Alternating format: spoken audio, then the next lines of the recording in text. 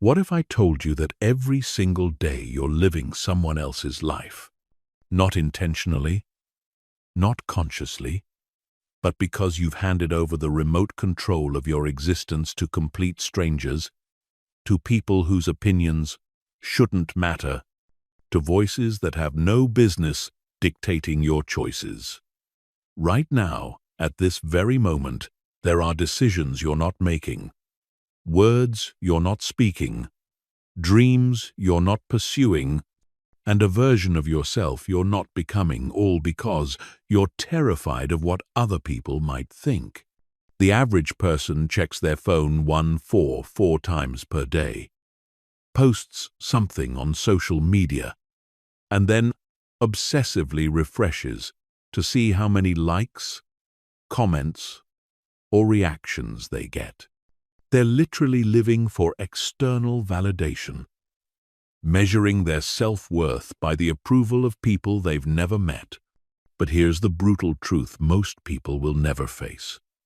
Caring about what others think of you is the fastest way to kill your potential, destroy your authenticity, and guarantee a life of mediocrity.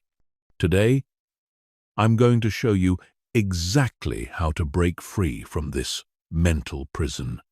You're going to learn why your brain is wired to seek approval, how this programming is sabotaging every area of your life, and, most importantly, the step-by-step system to become completely immune to other people's opinions.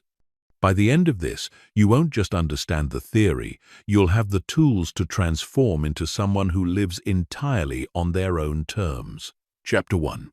The brutal reality is that most people are walking around as prisoners in their own lives, and they don't even know it. They think they're making choices, but in reality, every decision they make is filtered through one devastating question. What will people think? This invisible cage is more powerful than any physical prison because the bars are made of fear and the locks are forged from a desperate need for approval that was programmed into you before you could even walk. Let me paint you a picture of what this looks like in real life. There's someone right now who has a brilliant business idea, something that could change their entire financial future, but they're not pursuing it because they're afraid their friends might think it's stupid. There's someone who wants to end a toxic relationship, but they stay because they're worried about what their family will say. There's someone who has incredible talent, maybe in music, art, or writing, but they never share it with the world because they're paralyzed by the fear of criticism. This isn't just about missing opportunities. This is about the slow, painful death of your authentic self. Every time you choose safety over truth, comfort over growth, approval over authenticity, you're killing a piece of who you're meant to be. You're trading your potential for the illusion of acceptance, and the cost is everything that makes life worth living. The science behind this is devastating. Dr. Matthew Lieberman's research at UCLA shows that social rejection activates the same pain centers in your brain as physical injury. When someone disapproves of you, your brain literally interprets it as a threat to your survival. This is why the fear of judgment feels so overwhelming, why it can paralyze you completely, why it can make rational, intelligent people make completely irrational decisions. But here's what they don't tell you about this research. This reaction is based on ancient programming that is completely obsolete in the modern world. Your brain evolved in small tribes where rejection meant death. If the group cast you out, you died alone in the wilderness. So your subconscious developed an obsession with group approval as a survival mechanism. The problem is, we're no longer living in tribes of 50 people where survival depends on everyone liking you. We're living in a world of billions where you can thrive without the approval of anyone. Yet your brain is still running the same prehistoric software, treating every potential criticism like a life or death situation. This is why you get anxiety when posting something on social media. This is why your heart races when you have to speak up in a meeting. This is why you lose sleep over what someone said about you. Your brain is responding to imaginary threats with real fear, and it's destroying your ability to live freely. The most insidious part of this programming is how it disguises itself as rationality. Your mind will create seemingly logical reasons to avoid taking risks, to stay quiet, to play it safe. It will tell you that you're being practical, that you're being smart, that you're protecting yourself. But in reality, you're just being controlled by an obsolete fear response that has no place in your modern life. Think about the people you admire most. The entrepreneurs, the artists, the leaders, the innovators. What do they all have in common? They stopped caring about what other people think. They decided that their vision, their goals, their authentic expression was more important than universal approval. They understood that you cannot live an extraordinary life while being addicted to ordinary opinions. Steve Jobs was criticized relentlessly for his unconventional ideas. Oprah was told she was too emotional for television. J.K. Rowling was rejected by 12 publishers before Harry Potter was accepted. Every single person who has ever achieved anything significant has faced criticism, rejection, and disapproval. The difference between them and everyone else wasn't that they were immune to judgment. It was that they valued their mission more than they feared criticism. This is the fundamental choice you have to make. Do you want to live for yourself or for other people? Do you want to be the author of your own story or let others write it for you? Do you want to discover what you're truly capable of? Or do you want to spend your life playing it safe and wondering what could have been? Chapter 2. The approval addiction that's controlling your life didn't happen overnight. It was carefully installed in your mind through years of conditioning, reward systems, and social programming that taught you to value other people's opinions more than your own intuition. Understanding how this happened is the first step to breaking free, because you can't fix what you don't understand. It starts in childhood, where your survival literally depends on adult approval. When you're a child, pleasing your parents, teachers, and authority figures is actually a survival strategy. Their approval means safety, food, shelter, love.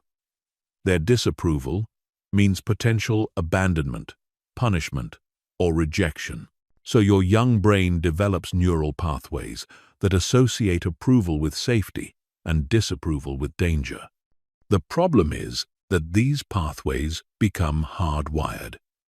Even as an adult, when your survival no longer depends on anyone's approval, your brain continues to operate from this childhood programming. The teacher's disapproval that once meant genuine consequences now becomes your boss's opinion. The parent's approval that once meant safety now becomes your friend's validation.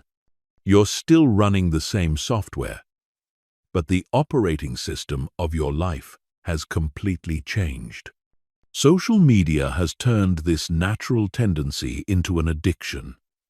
Every like, comment, share, and reaction triggers a small hit of dopamine in your brain. It's the same neurochemical reward that drives gambling addiction, drug addiction, and other compulsive behaviors. You post something, get positive feedback, feel good, and then need more. You've essentially trained your brain to depend on external validation for internal happiness. But the truly destructive part isn't just that you want approval. It's that you've started to believe that approval equals truth. If people like what you do, you think it's good. If they don't, you think it's bad. You've outsourced your own judgment to the crowd, and crowds are notoriously unreliable. The same crowd that would have booed the Beatles off stage in their early days later considered them the greatest band of all time. This is why you second-guess yourself constantly. This is why you have brilliant ideas that you never act on. This is why you know what you want to do but can't seem to do it. You've taught your brain that other people's opinions are more trustworthy than your own instincts. And now you're paralyzed by indecision every time you need to make a choice that matters. The approval addiction also creates what psychologists call the false self. This is the version of you that you present to the world because you think it's what people want to see. You laugh at jokes you don't find funny. You pretend to like things you actually hate. You hide your real opinions, your genuine interests, your authentic personality, because you're afraid the real you won't be acceptable. The tragic irony is that this strategy doesn't even work. People can sense when you're being fake, when you're performing instead of being genuine. Authenticity is magnetic precisely because it's so rare. The very thing you're hiding, your true self, is probably the thing that would attract the right people and opportunities into your life. Meanwhile, you're attracting people who like the fake version of you, which means you have to keep performing forever. You end up surrounded by relationships built on a lie, working in jobs that don't fit who you really are, living a life that looks good from the outside but feels empty from the inside. You've traded authenticity for approval, and the approval you're getting isn't even for the real you. The worst part is that the approval you're seeking is ultimately meaningless. Most of the people whose opinions you're worried about are strangers who will forget about you in 5 minutes. Even the people who know you well are usually too busy worrying about their own lives to spend much time judging yours. You're organizing your entire existence around opinions that mostly don't exist.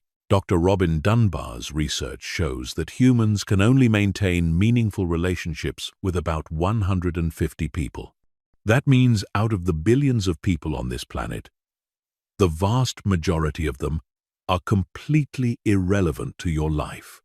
Yet you're letting the imaginary opinions of these irrelevant people control your real decisions. You're giving veto power over your dreams to people who don't even know your name. This is the approval trap. You're working so hard to be liked by everyone that you end up being loved by no one, including yourself. You're so busy being what you think others want that you lose touch with who you actually are. And the saddest part is that the people worth knowing, the people who could actually add value to your life, are looking for the authentic you that you're hiding. Chapter 3. Every single day you're not living as your authentic self. You're paying a price that most people never calculate. It's not just missed opportunities or unexpressed creativity. It's the compound cost of living someone else's life. The daily interest you pay on decisions made from fear instead of truth. These hidden costs are destroying your potential in ways that go far beyond what you can see on the surface. The first cost is opportunity cost. Every time you choose not to speak up, not to take a risk, not to pursue something you want because you're afraid of judgment, you're closing doors that could have led to extraordinary outcomes. The business you don't start, the relationship you don't pursue, the creative project you don't share, the opinion you don't express. These aren't just missed chances. They're alternative timelines where your life could have been completely different. Think about compound interest. If you invest $1 today, In 30 years, it could be worth $16. But if you wait 10 years to invest that same dollar, it might only be worth $4. Decisions work the same way. The authentic choice you don't make today doesn't just cost you today's outcome. It costs you all the future opportunities that would have grown from that choice. The second hidden cost is the energy drain of constant performance. Maintaining a false self is exhausting. You have to remember how you're supposed to act, what opinions you're supposed to have, what personality you're supposed to display. It's like running 2 operating systems on your brain at the same time. Your authentic self is trying to express itself, while your performed self is trying to maintain the illusion. This internal conflict drains your mental resources and leaves you feeling depleted. Psychologist Dr. Roy Baumeister's research on ego depletion shows that self-control is like a muscle that gets tired with use. When you're constantly monitoring and adjusting your behavior to seek approval, you're exhausting your willpower. This leaves you with less mental energy for the things that actually matter: creative thinking, problem solving, pursuing your goals, building genuine relationships. The third cost is the corruption of your decision-making ability. When you consistently choose based on what others might think rather than what you actually want, you start to lose touch with your own preferences, values, and intuition. Your internal compass gets scrambled. You literally forget what you actually like, what you actually want, what actually matters to you. This is why so many people feel lost, confused, or empty even when their lives look successful from the outside. They've been making decisions based on external expectations for so long that they've lost connection with their internal truth. They don't know what makes them happy because they've been optimizing for what makes others happy. They don't know what they're passionate about because they've been passionate about what they thought they should be passionate about. The fourth hidden cost is the relationships you attract and the relationships you repel. When you present a false self to the world, you attract people who like that false self and repel people who would like your real self. You end up surrounded by the wrong people, people who don't actually know you, people who wouldn't like you if they saw who you really were. Meanwhile, the people who would truly appreciate your authentic self never get the chance to connect with you. This creates a vicious cycle. You feel lonely and misunderstood because you're surrounded by people who don't really know you. So, you double down on the performance, trying harder to be what you think people want, which attracts even more of the wrong people and pushes away even more of the right people. You become increasingly isolated even as you become increasingly popular. The fifth cost is the impact on your self-esteem and confidence. When you consistently choose approval over authenticity, you're sending a message to your subconscious mind that you're not acceptable as you are. You're reinforcing the belief that you need to be different, better, more acceptable to be worthy of love and respect. This erodes your confidence from the inside out. Your brain starts to believe that if you have to hide who you really are, there must be something wrong with who you really are. Even when you get approval for your performed self, it doesn't feel real because you know it's not for the real you. You develop what psychologists call imposter syndrome. The feeling that you're fooling everyone and that you're not as good as people think you are. Of course, you feel like an imposter, because you literally are. 1. The sixth and perhaps most devastating cost is the impact on your potential. When you're constantly worried about what others think, you play it safe. You aim for acceptable instead of exceptional. You choose the path of least resistance instead of the path of greatest growth. You optimize for approval instead of optimization for achievement. But greatness requires risk. Innovation requires being misunderstood. Leadership requires making unpopular decisions.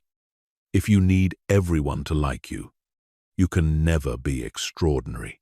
You'll spend your life in the middle of the bell curve, safe and acceptable and completely unremarkable. You'll never discover what you're truly capable of because you'll never put yourself in situations where that capability could be revealed.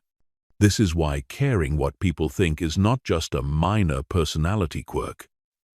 It's a life-limiting condition that will prevent you from ever experiencing your full potential.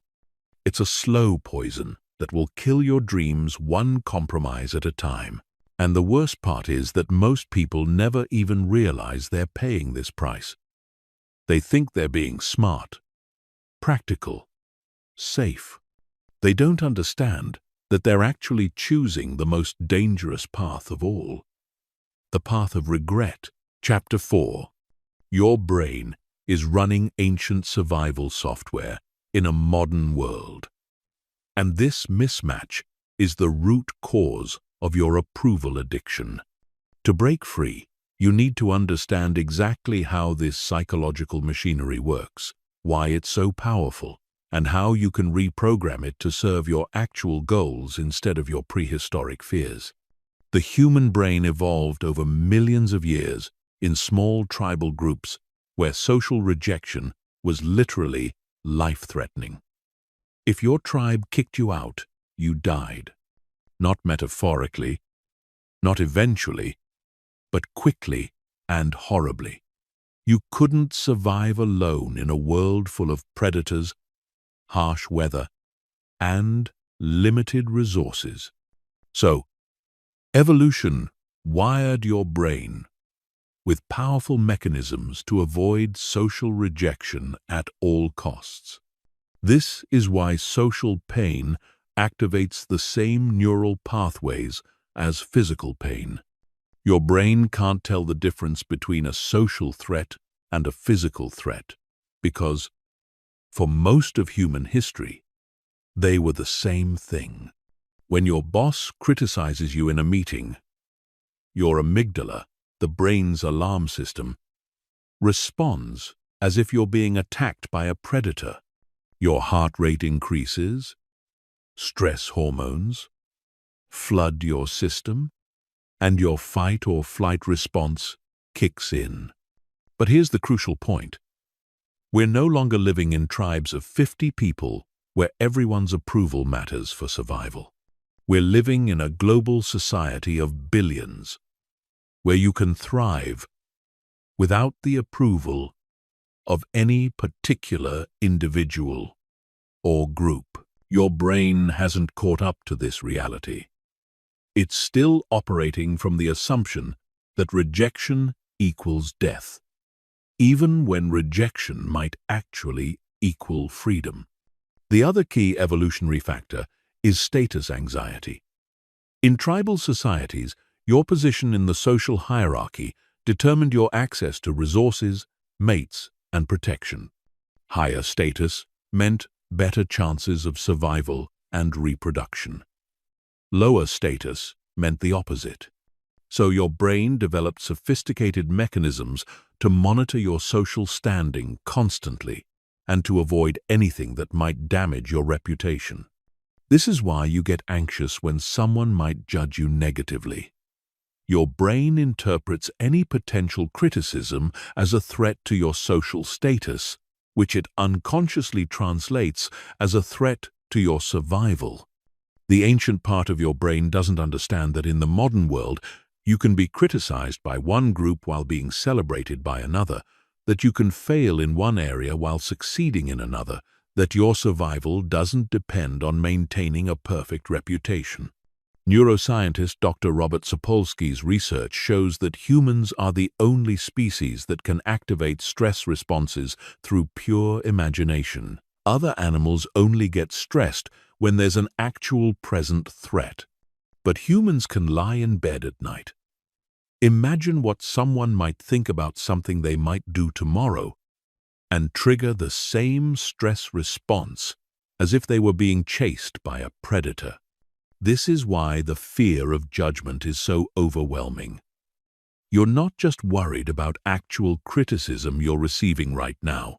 You're worried about potential criticism you might receive from people who might not like something you might do in the future.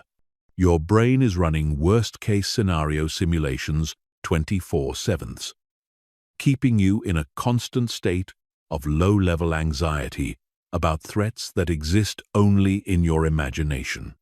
The approval-seeking behavior also triggers the brain's reward system. When you get positive feedback, your brain releases dopamine, the same neurotransmitter involved in addiction. This creates a cycle where you need increasing amounts of approval to feel the same level of satisfaction. Like any addiction, the tolerance builds over time, and the behavior becomes compulsive rather than enjoyable. Social media has weaponized this natural reward system. The intermittent reinforcement schedule of likes, comments, and shares is the same schedule that makes gambling so addictive. You never know when you'll get positive feedback, so your brain stays in a state of constant anticipation. You become addicted not to approval itself, but to the possibility of approval. But here's what your ancient brain doesn't understand. In the modern world, being criticized often means you're doing something important. The most successful people in every field are also the most criticized. Elon Musk is simultaneously one of the most admired and most ridiculed people on the planet. If you're not getting criticized, it might mean you're not taking enough risks, not thinking big enough, not challenging enough assumptions. The evolutionary programming also creates what psychologists call the negativity bias. Your brain gives much more weight to potential negative feedback than to potential positive feedback. This made sense when avoiding one deadly mistake was more important than pursuing 10 opportunities. But in the modern world, this bias causes you to focus obsessively on the small percentage of people who might not like you, while ignoring the large percentage who might love you. Dr. Kristin Neff's research on self-compassion shows that people who treat themselves with the same kindness they would show a good friend are more resilient, more creative, and more successful than people who are self-critical. But your evolutionary programming pushes you toward harsh self-criticism as a way to avoid social mistakes. You're harder on yourself than your worst enemy would be, and you think this is protecting you when it's actually destroying you. The final piece of this psychological puzzle is the confirmation bias. Once your brain decides that other people's opinions are dangerous, it starts looking for evidence to support this belief. It notices every criticism, remembers every rejection, and interprets neutral interactions as negative ones. Meanwhile, it downplays positive feedback, forgets compliments, and explains away success. This creates a distorted reality, where criticism seems more common and more important than it actually is. Understanding this psychological machinery is crucial because it reveals that your fear of judgment isn't based on current reality. It's based on ancient programming that is not only obsolete but actively harmful in the modern context. Once you see this fear for what it really is, an outdated survival mechanism that's now sabotaging your success, you can begin the process of reprogramming your responses and taking back control of your life. Chapter 5. The moment you decide to stop caring what people think, you'll face the most sophisticated enemy you've ever encountered: your own mind. Mental resistance is your brain's security system, designed to keep you safe by keeping you the same. It will use every psychological trick in the book to pull you back into the familiar prison of approval seeking. Understanding these resistance patterns is essential because you can't fight an enemy you can't see.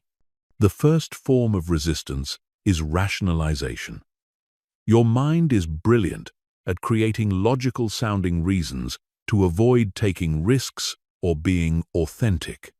It will tell you that caring about others' opinions is just being considerate, that seeking approval is just being social, that avoiding criticism is just being smart. These rationalizations feel reasonable because they contain a grain of truth, but they're actually sophisticated excuses to keep you stuck. When you think about starting that business, your mind will remind you of all the businesses that fail. When you consider expressing an unpopular opinion, it will catalog all the relationships that might be damaged. When you contemplate taking a creative risk, it will list all the ways you could be embarrassed. These thoughts feel like careful analysis, but they're actually fear dressed up as wisdom. The second form of resistance is emotional overwhelm. When you start to act more authentically, your nervous system may respond with intense anxiety, panic, or dread. These feelings are so uncomfortable that most people interpret them as signs that they're doing something wrong, when they're actually signs that they're doing something different. Your brain creates emotional pain to discourage behavior that threatens your social safety, even when that behavior would improve your actual life. This is why breaking free from approval addiction feels so terrifying. You're not just changing a habit, you're rewiring neural pathways that have been reinforced for years or decades. Your brain interprets this rewiring as a threat and responds with stress hormones, anxiety, and emotional turbulence. The discomfort you feel isn't evidence that you should stop. It's evidence that you're making progress. The third form of resistance is identity protection. Your brain has built an identity around being someone who cares what people think. This identity includes stories like, "I'm a considerate person," "I'm socially aware," or "I'm responsible." When you start to challenge these patterns, your mind perceives it as an attack on who you are. It will fight to maintain consistency with your existing self-concept, even when that self-concept is limiting your potential. This identity resistance often shows up as thoughts like, "That's just not who I am," or "I could never do something like that." Your brain presents these limitations as facts about your personality, when they're actually just habits you've practiced for so long that they feel permanent. The truth is, personality is far more flexible than most people realize. You're not stuck being who you've been. You can choose who you become. The fourth form of resistance is social proof-seeking. When you start to act differently, your brain will become hypervigilant for evidence that other people are judging you negatively. It will interpret neutral facial expressions as disapproval, read criticism into innocent comments, and magnify any genuine negative feedback while minimizing positive responses. This creates a feedback loop that seems to confirm your fears, even when the evidence is distorted or imaginary. Your mind will also start comparing you to others who play it safe, using their apparent contentment as evidence that you should do the same. It will point to people who avoid risks and seem happy, conveniently ignoring all the people who took risks and thrived. This selective attention creates a biased data set that supports the status quo while hiding the potential benefits of change. The fifth form of resistance is perfectionism. Your brain will convince you that you need to have everything figured out before you can start living authentically. You'll need to be confident before you can act confident. You'll need to be fearless before you can face your fears.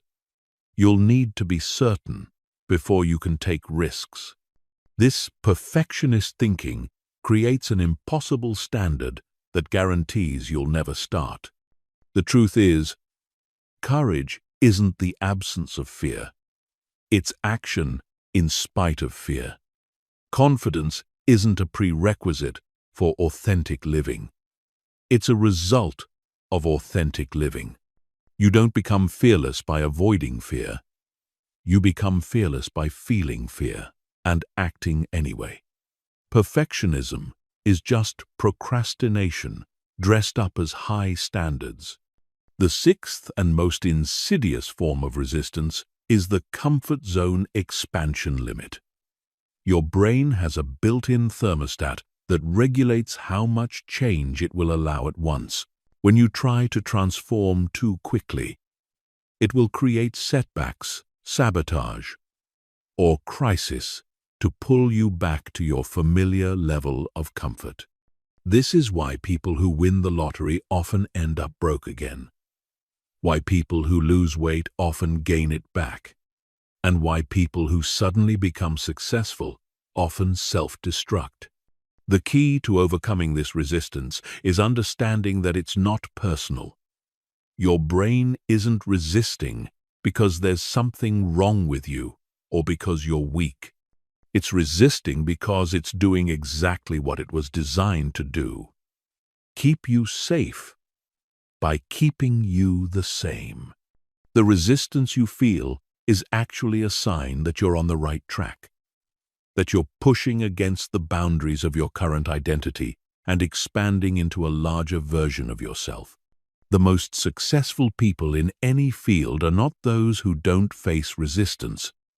They're those who have learned to expect it, understand it, and move forward in spite of it. They know that the voice in their head that says, "This is too risky," or "People will judge you," isn't their wise inner guide. It's their scared inner child trying to keep them small and safe. They've learned to thank that voice for trying to protect them, and then do what needs to be done anyway. Chapter 6. The transformation from approval-seeking to authentic living begins with a fundamental shift in how you view other people's opinions. Most people treat opinions like facts, like universal truths that must be respected and considered. But the reality is that opinions are just thoughts, and thoughts are just mental events that have no more inherent power than you choose to give them. Understanding this distinction is the foundation of your freedom. Every opinion someone has about you says more about them than it says about you. When someone judges your choices, your appearance, your lifestyle, or your goals, they're filtering everything through their own experiences, fears, biases, and limitations. Their criticism isn't an objective assessment of your worth. It's a reflection of their internal world projected onto your external reality. Think about this. If 10 people watch the same movie, you might get 10 completely different opinions. One person loves it, another hates it, a third thinks it's boring, a fourth finds it inspiring. The movie hasn't changed, but the viewers bring different backgrounds, preferences, and perspectives that shape their interpretation. The same principle applies to how people view you. Their opinion is shaped by their history, their insecurities, their values, their mood on that particular day. This is why seeking universal approval is not just impossible, it's meaningless. You could be the most successful, attractive, intelligent, kind person in the world, and someone would still find something to criticize. Mother Teresa, one of the most universally respected figures in modern history, had critics who questioned her methods and motivations. If even Mother Teresa couldn't avoid criticism, what makes you think you can? The people who criticize you often do so because your authenticity threatens their own self-deception. When you live freely, when you pursue your goals without apology, when you express yourself honestly, You're holding up a mirror to people who have compromised their own authenticity for the sake of acceptance. Your courage makes them uncomfortable with their own cowardice, so they try to pull you back down to their level through criticism and judgment. This is especially true when you're making positive changes in your life. The moment you start improving yourself, pursuing ambitious goals, or breaking free from limiting patterns, you'll notice that some people become critical or unsupportive. This isn't because they genuinely care about your well-being.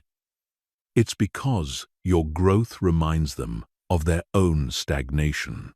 Your transformation threatens the excuses they've been using to justify their own inaction. Dr. Abraham Maslow identified this phenomenon in his research on self-actualization. He found that people operating from lower levels of psychological development often feel threatened by those operating from higher levels. When you stop seeking approval and start living authentically, you're moving to a higher level of psychological functioning, and this can trigger defensive reactions from people who are still trapped in approval-seeking patterns. The most liberating realization you can have is that you are not responsible for other people's opinions, and you are not required to manage other people's emotions. If someone is upset by your choices, that's their emotional work to do, not yours. If someone is threatened by your success, that's their insecurity to deal with, not your problem to solve. You cannot live your life as a hostage to other people's psychological issues. This doesn't mean you should be deliberately hurtful or inconsiderate. There's a difference between not caring about people's opinions and not caring about people's feelings. You can treat others with kindness and respect while still refusing to let their opinions dictate your choices.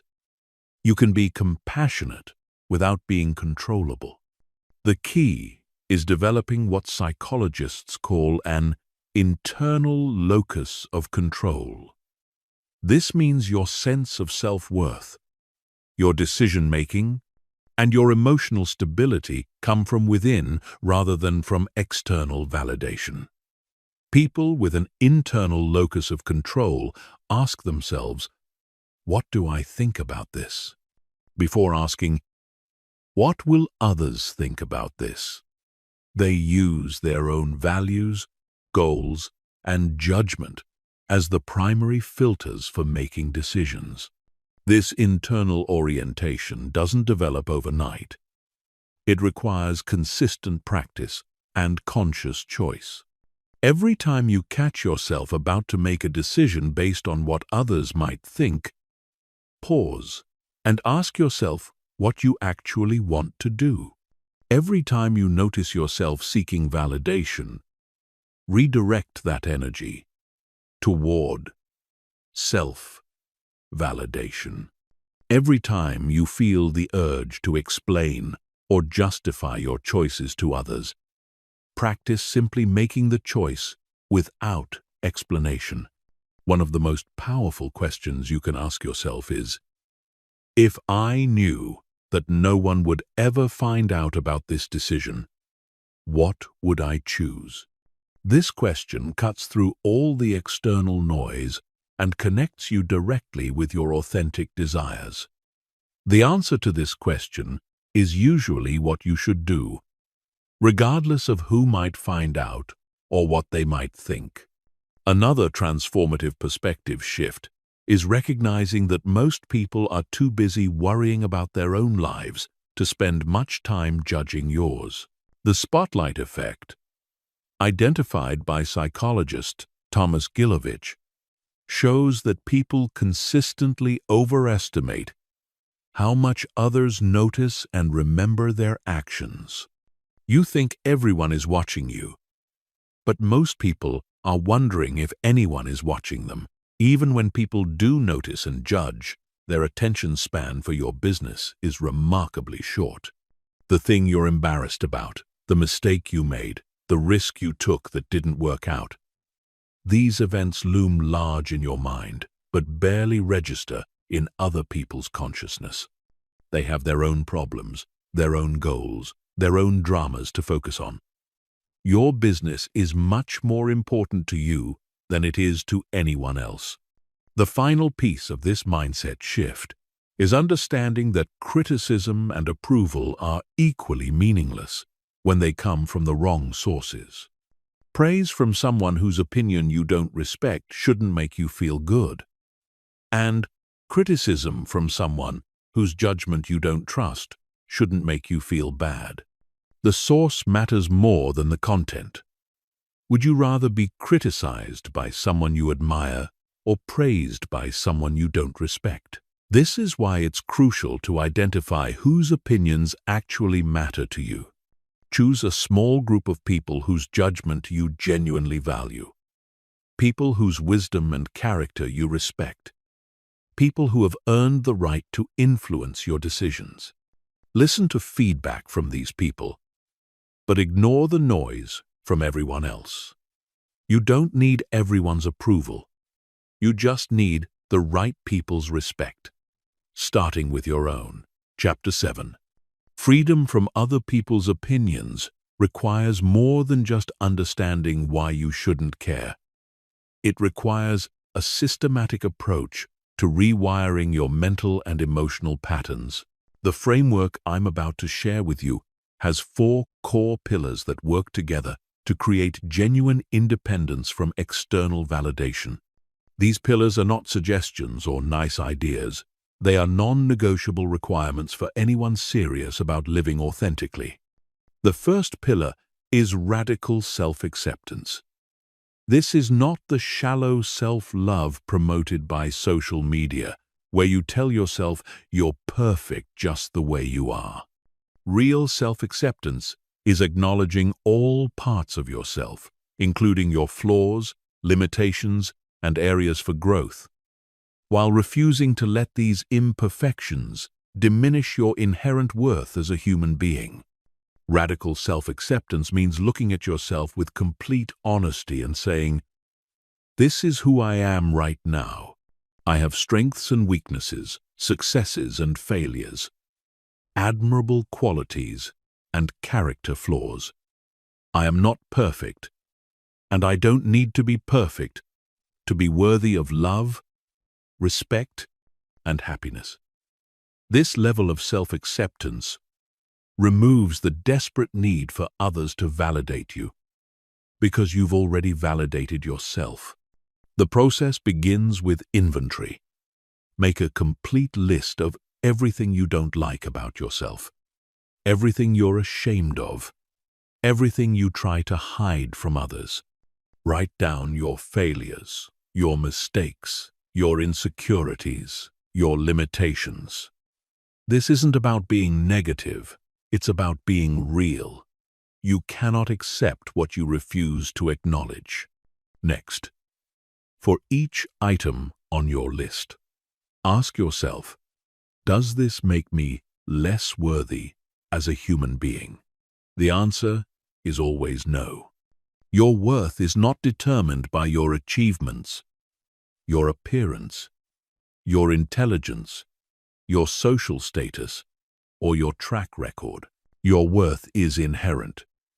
You have value simply because you exist, not because of anything you've done or failed to do. This doesn't mean you shouldn't try to improve or grow. Self-acceptance and self-improvement are not contradictory. They're complementary.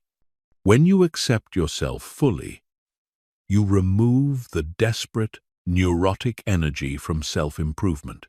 You're no longer trying to fix yourself because you're broken. You're developing yourself because you're capable. This shift in motivation makes growth more sustainable and more enjoyable. The second pillar is values-based decision-making. Most people make decisions based on emotions, social pressure, or short-term consequences.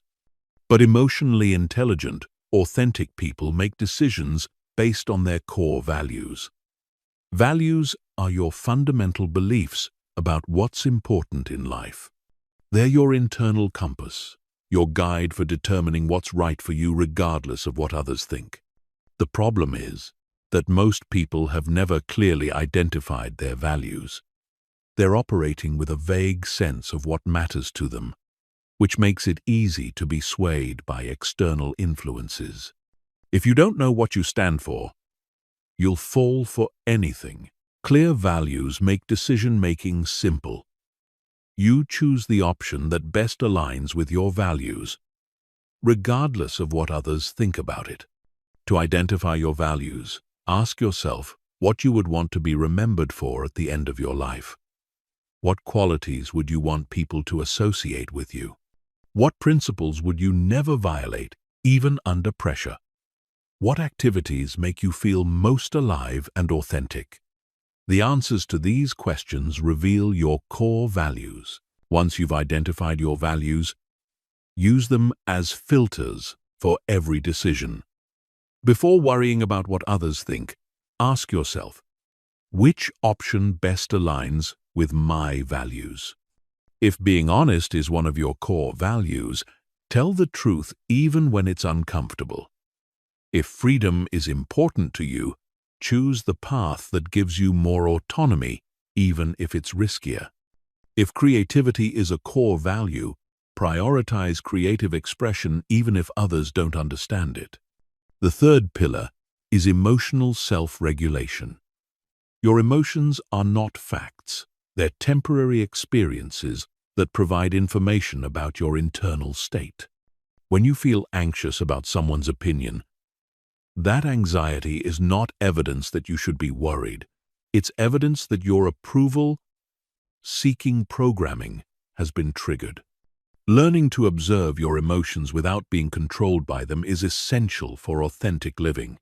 Emotional regulation starts with awareness. Most people are so identified with their emotions that they can't distinguish between feeling an emotion and being that emotion. They don't say, "I feel anxious." They say, "I am anxious." This identification makes them prisoners of their emotional states. True emotional maturity is the ability to feel your emotions fully while maintaining perspective and choice about how to respond. The next level of emotional regulation is understanding the difference between primary emotions and secondary emotions.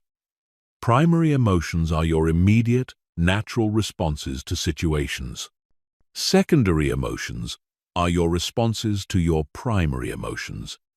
For example, if you feel nervous before a presentation, that nervousness is a primary emotion. If you then feel ashamed about feeling nervous, that shame is a secondary emotion. Secondary emotions are usually where the real suffering occurs.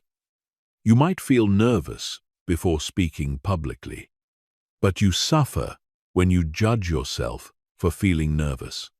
You might feel disappointed when someone criticizes you, but you suffer when you criticize yourself for caring about their criticism. Learning to accept your primary emotions without adding secondary emotions dramatically reduces your emotional suffering.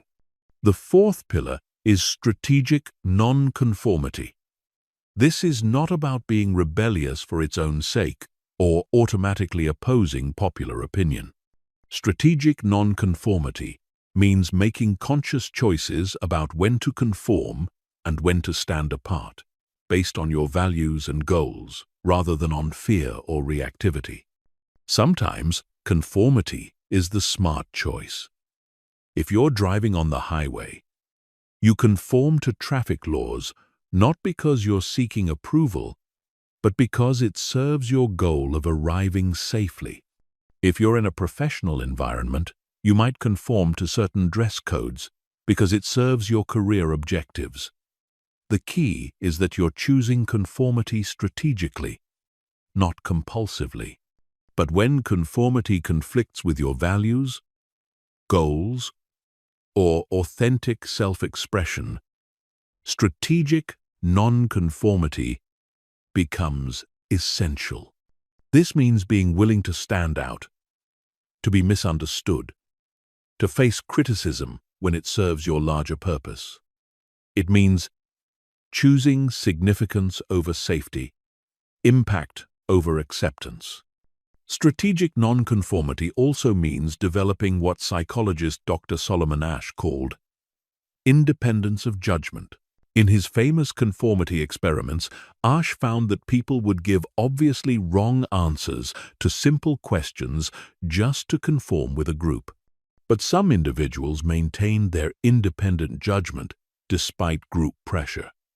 These individuals had developed the mental strength to trust their own perceptions, even when everyone else disagreed.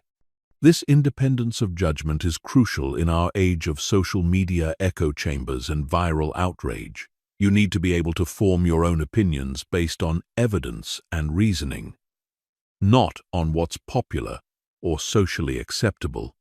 You need to be comfortable holding unpopular views when the evidence supports them, and you need to be willing to change your mind when new evidence emerges, regardless of what you've previously said publicly. These four pillars work together synergistically.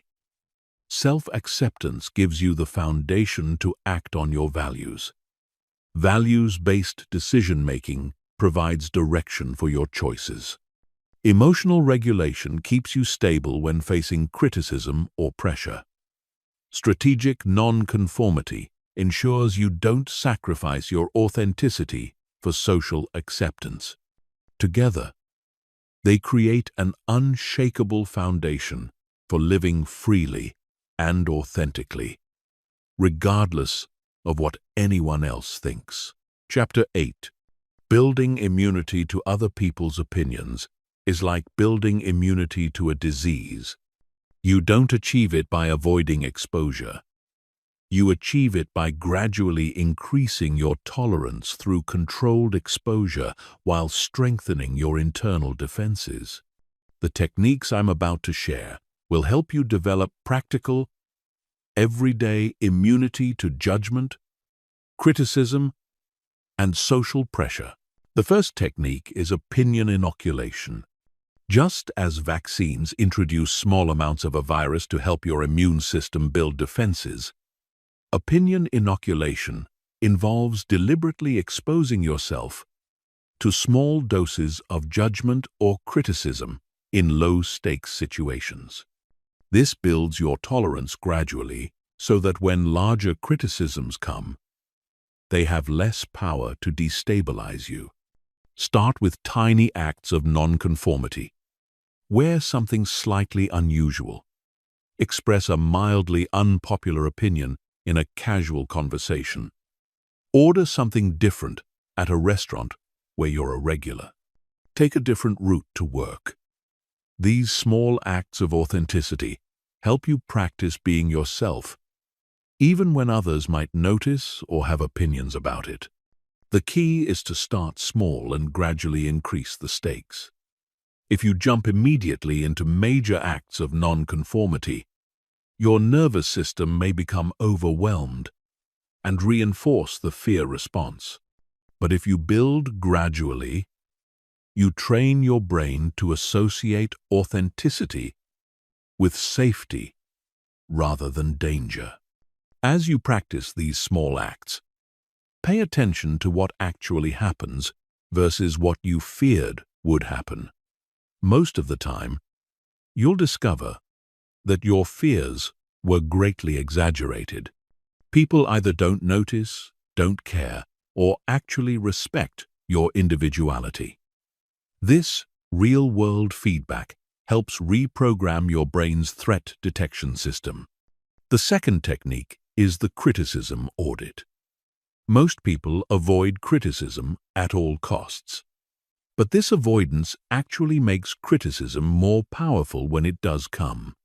Instead, seek out constructive feedback and learn to separate useful information from emotional noise.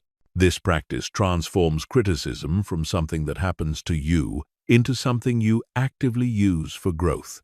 Start by asking trusted friends, family members, or colleagues for honest feedback about areas where you could improve.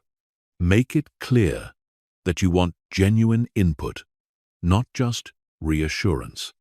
When you receive criticism, resist the urge to defend, explain, or justify. Instead, listen fully and ask clarifying questions to understand their perspective. After receiving criticism, evaluate it objectively. Ask yourself, is there any truth in this feedback that could help me grow? Sometimes the answer is yes, and you can use the information to improve. Sometimes the answer is no, and you can discard the feedback without taking it personally. Either way, you've practiced receiving criticism without being emotionally devastated by it. The most powerful part of this practice is learning to separate the message from the messenger.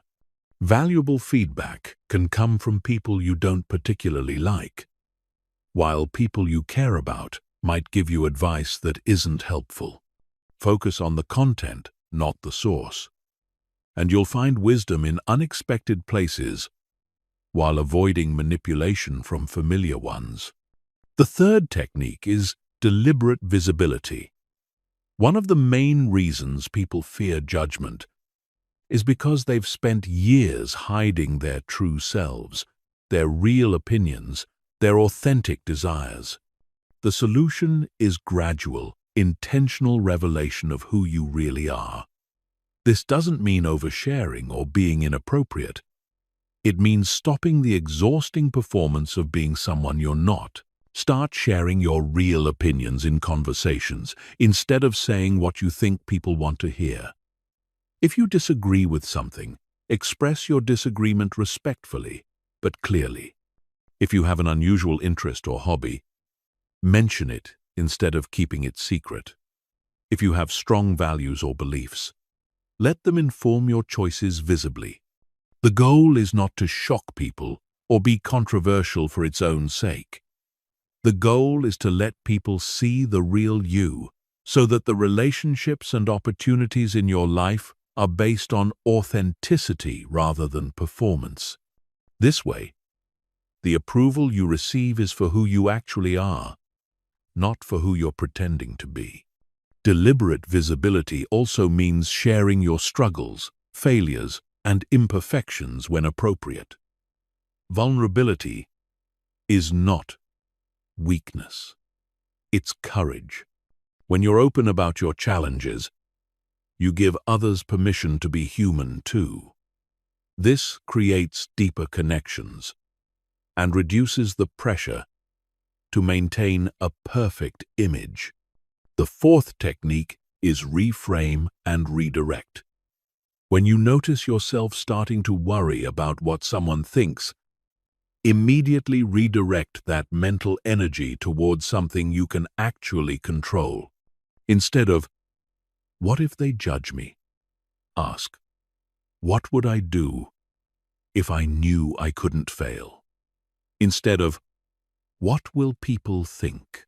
ask, "What does my highest self want to do in this situation?" This redirection works because your brain can only focus on one thing at a time. When you consciously shift your attention from external opinions to internal guidance, you break the anxiety loop before it gains momentum. The more you practice this redirection, the more automatic it becomes. You can also reframe criticism as useful data rather than personal attack. When someone judges your choices, they're giving you information about their values, preferences, and psychological state. This information might be useful in understanding how to interact with them, but it doesn't need to change your fundamental course of action. The fifth technique is the confidence bank account. Every time you act authentically despite fear, every time you express your real opinion despite potential disagreement, every time you pursue your goals despite criticism, you make a deposit in your confidence bank account. These accumulated experiences of surviving and thriving through authenticity create unshakable self-assurance. Keep a record of your authentic actions and their outcomes. Write down times when you were yourself and it worked out well. Document moments when you faced criticism and survived. Note occasions when being genuine led to better relationships or opportunities. This evidence contradicts your brain's tendency to focus on potential negative outcomes. The confidence bank account also grows through competence. The better you become at things you care about, the less you need external validation to feel good about yourself. When you know you're skilled, knowledgeable, or capable in areas that matter to you, other people's uninformed opinions carry less weight. The sixth technique is social circle optimization. You cannot build immunity to criticism while surrounded by people who constantly judge and criticize. Evaluate your relationships honestly and minimize time with people who make you feel like you need to perform or hide parts of yourself. Increase time with people who appreciate your authenticity and encourage your growth.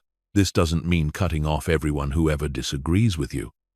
Healthy relationships include honest feedback and different perspectives.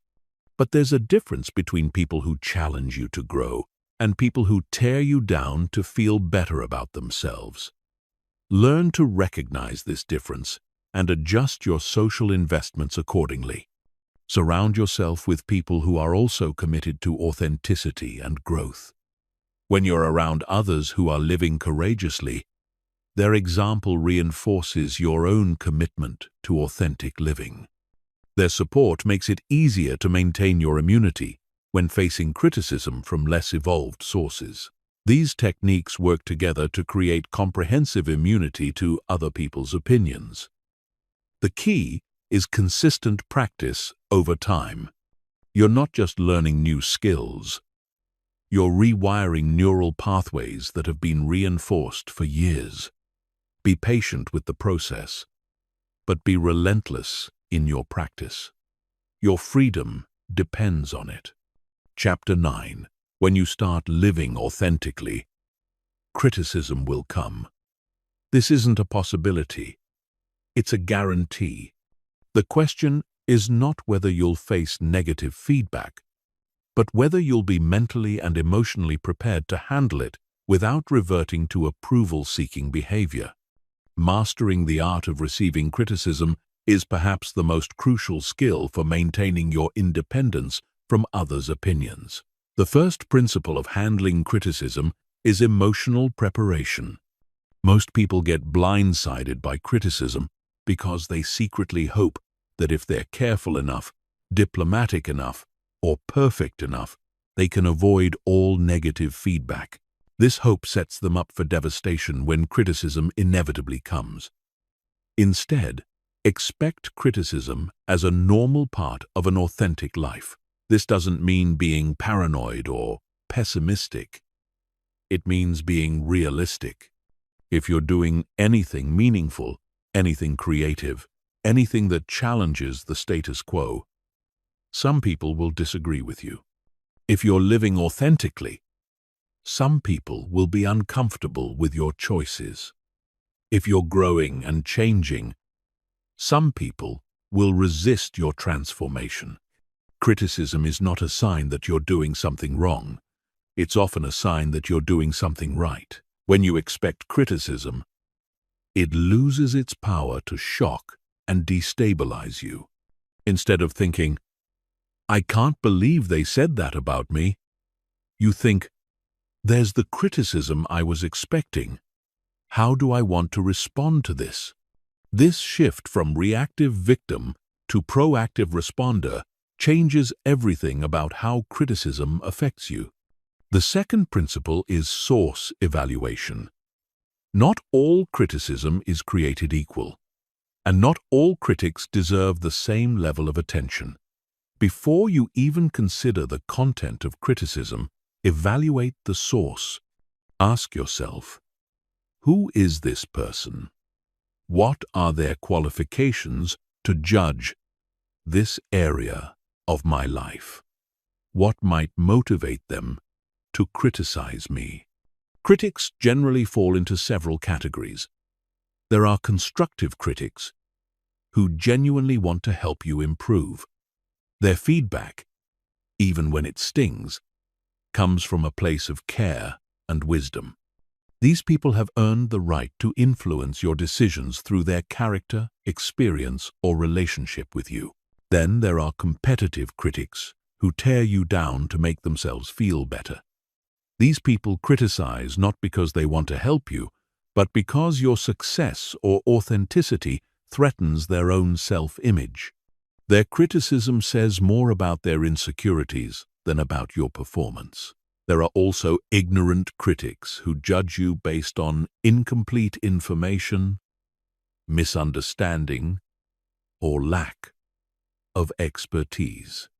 They might have strong opinions about your choices, but they lack the knowledge or context to make informed judgments. Their criticism can be safely ignored. Finally, there are malicious critics who attack you deliberately to cause harm. These people are not interested in truth or improvement. They're interested in destruction. Engaging with malicious criticism is like wrestling with a pig. You both get dirty, but the pig likes it. Once you've evaluated the source, you can determine how much weight, if any, to give their opinion. Constructive criticism from qualified sources deserves serious consideration. Everything else can be acknowledged and discarded without emotional investment. The third principle is content analysis. When criticism comes from a source you respect, separate the emotional delivery from the factual content. People often package valuable feedback in harsh or insensitive language, especially when they're frustrated or passionate about the issue. Your job is to extract the useful information while ignoring the emotional noise. Ask yourself, if I remove all the judgmental language and personal attacks, what specific, actionable feedback is this person trying to give me? Sometimes you'll find genuine insights wrapped in cruel packaging. Sometimes you'll discover that once you remove the emotional content, there's nothing of substance left.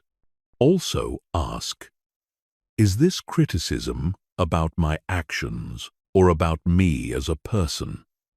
Feedback about specific behaviors or decisions can be useful.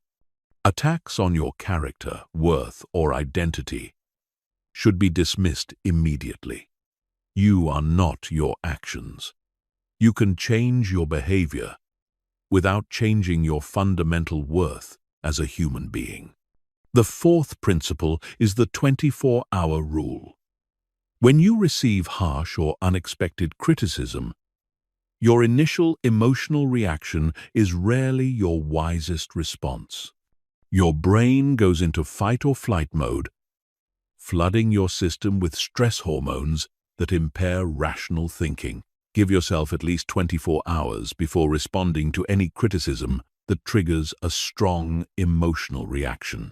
During this cooling-off period, process your emotions without acting on them. Feel the hurt, anger, or disappointment fully, but don't make decisions from these emotional states.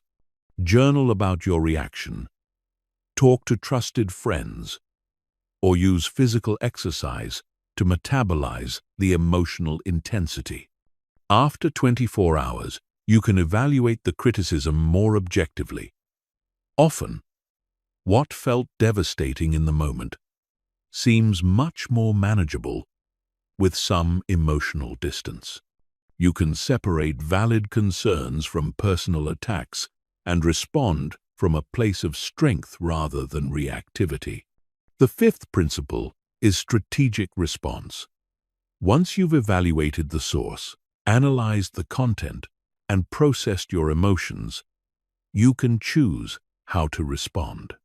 You have 4 basic options: learn and adjust, clarify and educate, defend and explain, or ignore and continue. If the criticism contains valid points that could help you improve, learn, and adjust, thank the critic for their feedback and implement changes that align with your values and goals. This doesn't mean accepting every piece of criticism, but it does mean being humble enough to grow when growth is warranted. If the criticism is based on misunderstanding or misinformation, you might choose to clarify and educate, provide additional context, correct factual errors, or explain your reasoning. But be careful not to fall into the trap of over-explaining or trying to convince people who have already made up their minds. If the criticism is unfair but comes from someone whose relationship you value, you might choose to defend and explain your position. Set boundaries around what kind of feedback you'll accept and how you expect to be treated, even in disagreement. If the criticism is from an unreliable source or contains no useful information, ignore and continue. Don't waste energy responding to every critic or trying to change every mind. Your time and attention are precious resources that should be invested in productive activities, not defensive reactions.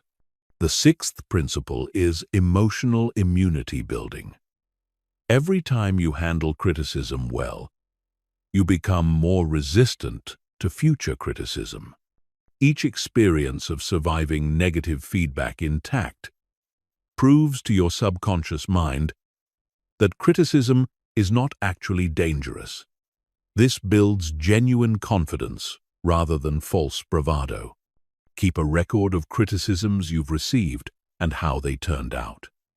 Most of the negative predictions people make about your choices never materialize. Most of the dire consequences they warn about never happen. This track record of surviving and thriving despite criticism becomes powerful evidence that you can trust your own judgment. Remember that the people who criticize you today might praise you tomorrow, when your results become undeniable. Many of the greatest achievements in history were initially criticized by the very people who later celebrated them. Vincent van Gogh sold only one painting during his lifetime, but is now considered one of the greatest artists ever. The Wright brothers were ridiculed for their flying machine experiments, but changed the world. The final principle is maintaining your mission focus. The ultimate immunity to criticism is being so focused on your goals and values that other people's opinions become irrelevant distractions. When you're clear about your purpose and committed to your path, criticism becomes just noise that you can acknowledge and then ignore. Ask yourself, will this criticism help me accomplish my mission? If yes, learn from it. If no, dismiss it. Don't let critics derail you from your authentic path just because they're loud, persistent, or numerous. History is written by people who stayed focused on their vision despite opposition, not by people who abandoned their dreams to avoid criticism. Chapter 10. The ultimate goal of stopping caring what people think is not to become callous or disconnected from others, but to develop authentic confidence that comes from internal validation rather than external approval. This kind of confidence is unshakable because it doesn't depend on circumstances, other people's opinions, or external achievements. It's rooted in a deep knowing of your own worth that can't be granted or taken away by anyone else. Authentic confidence begins with radical self-honesty. Most people try to build confidence by lying to themselves about their abilities, accomplishments, or potential. They practice positive affirmations that feel false, visualize success they haven't earned, or pretend they're more capable than they actually are. This approach creates what psychologists call false confidence or defensive self-esteem, which is actually fragile and easily threatened. True confidence comes from accepting the complete truth about yourself, your strengths and weaknesses, your successes and failures, your potential and your limitations. When you stop trying to convince yourself that you're perfect, you paradoxically become more confident because you're no longer afraid of being exposed as imperfect. You've already acknowledged your imperfections, so they can't be used against you. This self-honesty includes accepting that you're a work in progress. Confident people don't pretend they've arrived. They embrace the fact that they're constantly growing, learning, and evolving. They're comfortable with not knowing everything, not being the best at everything, not having it all figured out. This comfort with imperfection is actually what makes them more capable of growth and achievement. The second foundation of authentic confidence is competence building. While confidence doesn't require perfection, it does require some level of actual ability in areas that matter to you. If you want to feel confident about your career, you need to develop real skills and knowledge in your field. If you want to feel confident socially, you need to practice social skills and learn how to connect with people authentically. The key is focusing on areas of competence that align with your values and goals, rather than trying to be good at everything or comparing yourself to others. You don't need to be the best in the world. You just need to be good enough to accomplish what you want to accomplish. This focused competence building creates genuine confidence because it's based on real ability rather than wishful thinking. Competence building also means embracing the learning process rather than just focusing on outcomes. When you're confident in your ability to learn, adapt, and improve, temporary failures become learning opportunities rather than threats to your self-esteem. This growth mindset, identified by psychologist Dr. Carol Dweck, is one of the most powerful foundations of lasting confidence. The third foundation is value alignment. Authentic confidence comes from living in harmony with your deepest values and beliefs. When your actions match your values, you feel integrated and whole. When there's a disconnect between what you believe and how you behave, you feel conflicted and insecure, regardless of how successful you might appear externally. This alignment requires first identifying your core values, then making decisions that honor those values, even when it's difficult or unpopular. Every time you act in alignment with your values, you make a deposit in your confidence account. Every time you compromise your values for external rewards, you withdraw from that account. Value alignment also means having the courage to stand for something, even when standing alone. Confidence doesn't come from being liked by everyone. It comes from knowing that you can be trusted to do the right thing according to your own moral compass. This integrity creates unshakable confidence because it's not dependent on other people's approval or changing circumstances. The fourth foundation is emotional regulation mastery. Confident people are not those who never feel negative emotions. They're those who can feel difficult emotions without being controlled by them. They understand that emotions are temporary experiences that provide information, not permanent states that define their identity. This emotional mastery includes the ability to self-soothe when facing criticism, rejection, or failure. Instead of seeking external comfort or validation, confident people have developed internal resources for managing emotional turbulence. They can sit with discomfort without immediately trying to escape it or fix it. Emotional regulation also means taking responsibility for your emotional state rather than blaming others for how you feel. When you realize that you have the power to choose your response to any situation, you become infinitely more confident because you're no longer at the mercy of external circumstances or other people's behavior. The fifth foundation is purpose connection. Authentic confidence is easier to maintain when you're connected to something larger than yourself, whether that's a mission, a cause, a creative vision, or a service to others. When you're focused on contributing value to the world, you're less likely to be derailed by criticism or self-doubt, because your attention is directed outward rather than inward. This purpose doesn't have to be grandiose or world-changing. It could be raising your children well, mastering a craft, building a business, or simply being a positive influence in your community. The key is that your purpose is authentic to you, not something you think you should care about because it sounds impressive or noble. Purpose-driven confidence is particularly powerful because it gives you a reason to persist through difficulties. When you're clear about why your goals matter, temporary setbacks become manageable obstacles rather than devastating defeats. Your purpose provides the motivation to continue growing and contributing even when external validation is absent. The sixth foundation is relationship sovereignty. Confident people understand that they are complete and whole on their own, even though they choose to form connections with others. They enter relationships from a place of choice rather than need, giving rather than taking, strength rather than weakness. This sovereignty means being comfortable being alone and not defining your worth through your relationships.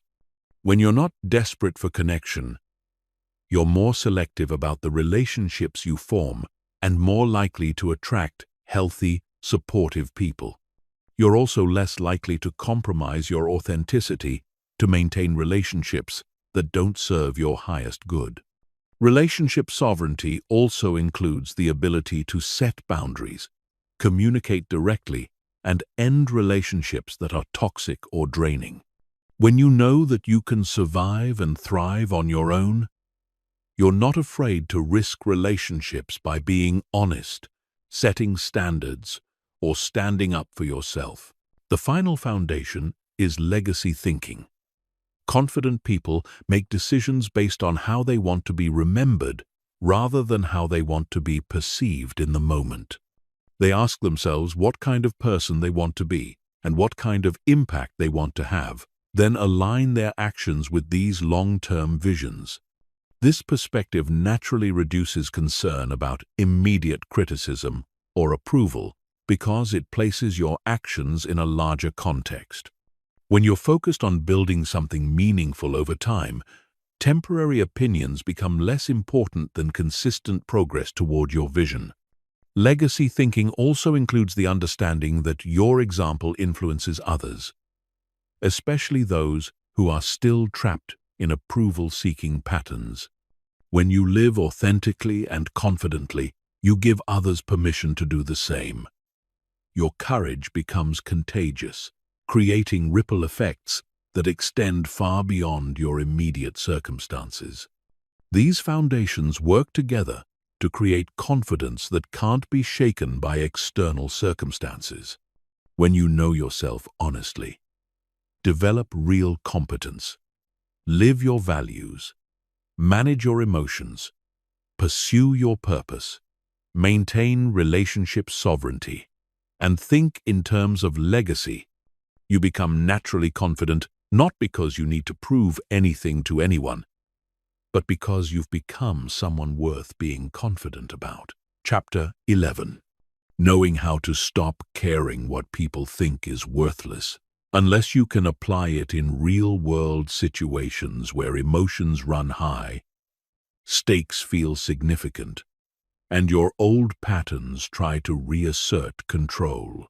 The transformation from approval-seeking to authentic living happens not in moments of calm reflection, but in moments of pressure, when everything inside you wants to revert to seeking safety through conformity. The workplace is often the most challenging environment for maintaining authenticity because your livelihood appears to depend on other people's opinions. But this perception is usually more limiting than the reality. Most successful professionals are those who bring their authentic selves to work while maintaining appropriate boundaries and professionalism. When facing a situation where you want to express a different opinion in a meeting, your brain will immediately start calculating risks. What if your boss disagrees? What if your colleagues think you're being difficult? What if your idea is shot down publicly?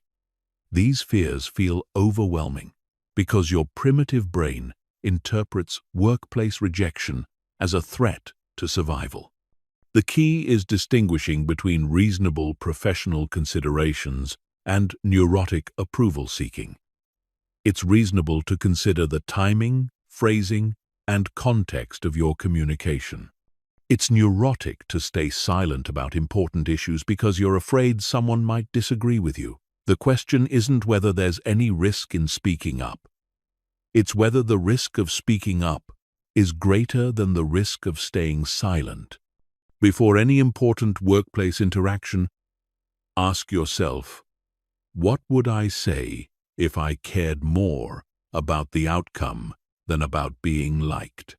Often, you'll discover that authentic communication actually serves the organization's goals better than diplomatic people-pleasing. Most leaders respect employees who can think independently and communicate honestly, even when they disagree. When you do speak up authentically and face pushback, resist the urge to immediately backtrack or apologize for having an opinion. Stand behind your words while remaining open to discussion. Say something like, "I understand you see it differently. Help me understand your perspective," instead of, "Sorry, I was just thinking out loud," or "Maybe I'm wrong." Social situations present a different set of challenges because the stakes seem lower, but the peer pressure can be more intense. Whether it's choosing not to drink at a party, expressing political views that differ from your friend group, or simply declining an invitation because you need alone time, social authenticity requires the courage to potentially disappoint people you care about. The most difficult social situations are often with family members who have known you in your people-pleasing mode and resist your transformation. When you start setting boundaries, expressing opinions, or making choices that differ from family expectations, you may face guilt trips, emotional manipulation, or accusations that you've changed in a negative way. Your family's resistance to your authenticity is not evidence that you should revert to people-pleasing. It's evidence that your old patterns served their comfort zone, and your growth threatens their ability to predict and control your behavior. Healthy family members will adjust to your authenticity over time. Unhealthy ones will escalate their attempts to pull you back into dysfunction. The key with family situations is maintaining love and respect while refusing to sacrifice your growth for their comfort. You can say, "I love you and I'm not going to argue about this," or "I understand, this is different from what you expected, and this is what works for me now." You don't need their approval of your choices to maintain a loving relationship. Romantic relationships present perhaps the deepest challenge to authenticity because the fear of abandonment can be so intense. Many people become chameleons in romantic relationships, shape-shifting to match what they think their partner wants, rather than revealing who they actually are. This strategy might work short-term, but it creates relationships built on false foundations that inevitably collapse or become sources of resentment. Authentic romantic relationships require the courage to be disliked by someone you care about. This doesn't mean being deliberately difficult or confrontational. It means being honest about your needs, expressing your opinions, maintaining your interests, and setting boundaries even when these choices create tension or conflict. The paradox of romantic authenticity is that being willing to lose someone is often what makes them want to stay. Desperation is repulsive.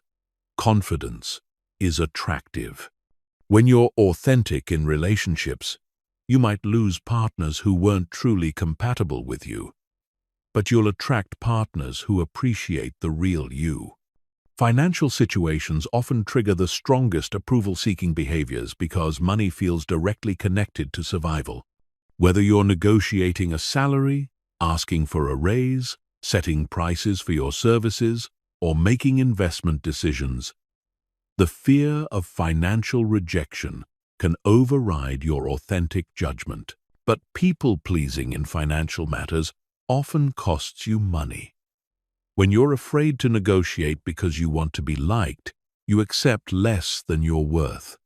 When you're afraid to set boundaries with clients because you need their approval, you get taken advantage of.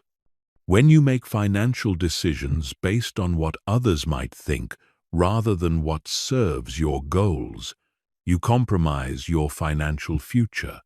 The most powerful financial authenticity comes from knowing your value and communicating it clearly without apology. This doesn't mean being arrogant or inflexible. It means doing your research, understanding market rates, and presenting your case based on value delivered rather than need for approval. Online interactions present unique challenges because the potential audience is vast and the feedback is immediate and often harsh. Social media can trigger approval-seeking behaviors on steroids because every post is potentially viewed and judged by hundreds or thousands of people. The temptation to craft a perfect online persona can be overwhelming. The key to online authenticity is remembering that social media is not real life. The opinions of strangers on the internet carry zero weight in your actual existence unless you give them that power. Most online criticism comes from people who are miserable in their own lives and take out their frustration on others from behind the safety of a screen. Develop a clear strategy for online engagement that aligns with your values and goals. If you're building a business or personal brand, post content that represents your authentic views and expertise. Not what you think will get the most likes. If you're using social media for personal connection, share real moments and thoughts rather than performing perfection. When facing online criticism, remember that engaging with trolls and critics almost never leads to productive outcomes. Your energy is better spent creating value for people who appreciate your authentic expression than trying to convince people who have already decided to dislike you. The daily practice of authenticity requires vigilance because approval-seeking behaviors are often unconscious habits. Throughout each day, you'll face dozens of small moments where you can choose authenticity or people-pleasing. These moments seem insignificant individually, but they add up to determine the overall direction of your life. Start each day by setting an intention to prioritize authenticity over approval. Before important interactions, take a moment to connect with your values and goals, rather than immediately calculating how to be liked. After challenging situations, reflect on how you handled them and what you might do differently next time. Keep a daily log of moments when you chose authenticity over approval and moments when you reverted to people-pleasing. This tracking helps you become more conscious of your patterns and celebrate your progress. Over time, you'll notice that authentic choices become more natural and automatic. The transformation happens through consistency, not perfection. You don't need to become immediately and completely immune to other people's opinions. You just need to choose authenticity slightly more often than people-pleasing, building momentum gradually until authentic living becomes your default mode. Chapter 12. Living authentically will fundamentally transform your relationships. And not all of these changes will be comfortable. Some relationships will deepen and improve as people connect with the real you. Others will become strained or end entirely as the people who were attracted to your performed self lose interest in your authentic self. This relationship evolution is not a bug in the system. It's a feature that ensures you're surrounded by people who actually know and appreciate who you are. The first category of relationship change involves people who were unconsciously invested in your people-pleasing behavior. These might be friends who enjoyed having someone who never challenged them, family members who liked being able to control your choices, or romantic partners who preferred a compliant companion to an authentic equal. When you stop being available for these dynamics, these relationships will face a crisis. Some of these people will adapt and grow. They'll learn to appreciate your honesty, respect your boundaries, and engage with you as an equal rather than as someone they can manipulate or control. These relationships will become stronger and more genuine as you both learn to interact from authenticity rather than dysfunction. Others will not adapt. They'll escalate their attempts to pull you back into the old dynamic through guilt trips, emotional manipulation, threats, or simply withdrawing their attention and affection. These people were never really in relationship with you. They were in relationship with your usefulness to them. Losing these relationships is not a loss. It's a liberation. The key is not taking their resistance personally. When someone reacts negatively to your authenticity, they're revealing something about their own psychological state, not about your worth. People who are secure and healthy want the people they care about to be authentic and empowered. People who are insecure and unhealthy need others to be diminished so they can feel better about themselves. The second category involves people who never knew the real you because you've been performing for so long. These might be colleagues who only know your professional persona, friends who only see your social mask, or family members who stopped seeing your authentic self years ago. When you start revealing your real thoughts, feelings, and desires, they might be surprised or confused. Some of these people will be delighted to discover who you really are. They might say things like, "I've always sensed there was more to you," or "I'm so glad you feel comfortable enough to share this with me." These reactions reveal that authentic connection was always possible. You just weren't allowing it. Others might struggle with the change. They've become comfortable with the version of you they know, and any deviation feels threatening or disorienting. They might pressure you to go back to being yourself, not understanding that you're actually being yourself for the first time in years. The third category includes the new people you'll attract once you start living authentically. When you stop hiding your real interests, opinions, and personality, you become visible to people who share your values and appreciate your uniqueness. These relationships tend to develop more quickly and deeply because they're based on truth rather than performance. You might find yourself connecting with people you previously thought were out of your league or incompatible with you. When you were people-pleasing, you attracted other people-pleasers and those who wanted to control people-pleasers. When you're authentic, you attract other authentic people and those who value authenticity. These new relationships require different skills than people-pleasing relationships. Instead of focusing on being likable, you'll need to focus on being genuine. Instead of avoiding conflict, you'll need to learn how to disagree respectfully. Instead of sacrificing your needs, you'll need to learn how to communicate your needs clearly.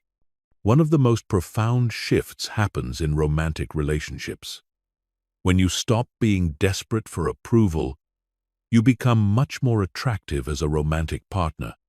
Desperation is repulsive across all genders and orientations. Confidence and self-possession are universally attractive.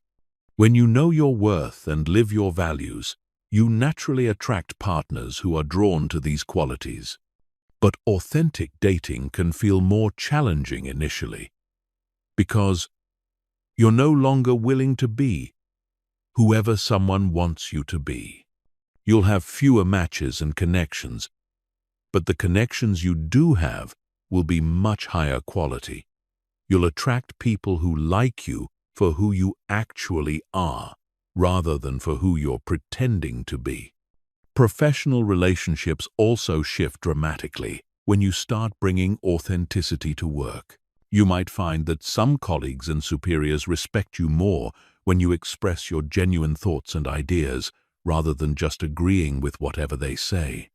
Leaders are often looking for people who can think independently and contribute original perspectives. However, some workplace relationships might become more challenging. Colleagues who were used to you being agreeable might be confused or threatened by your newfound willingness to disagree or set boundaries. Superiors who enjoyed having a compliant subordinate might resist your transformation into someone with opinions and standards. The key to navigating workplace authenticity is maintaining professionalism while refusing to sacrifice your core values. You can disagree respectfully, set boundaries diplomatically, and express your ideas constructively. Authenticity doesn't mean being combative or inappropriate. It means being honest and true to your principles. Family relationships often undergo the most dramatic changes because family members have the longest history with your people-pleasing patterns and may feel most entitled to maintaining them. Parents might struggle with your newfound independence. Siblings might resent your refusal to play familiar roles. Extended family might be confused by your different choices and opinions. These changes can be particularly challenging during family gatherings, holidays, and major life events where old dynamics are most likely to resurface. You might face pressure to keep the peace by reverting to your old patterns. The phrase, "That's just how our family is," becomes a weapon used against your growth. Standing firm during these family challenges is crucial because family members often serve as the canaries in the coal mine for your authenticity. If you can maintain your authentic self with family members who have the most investment in keeping you small, you can maintain it anywhere. The most important relationship change is with yourself. As you stop seeking external validation, you'll need to develop internal validation skills. This means learning to appreciate your own accomplishments, comfort your own emotional pain, and celebrate your own growth without needing others to witness or approve. This self-relationship development can feel lonely initially because you're no longer depending on others for emotional regulation.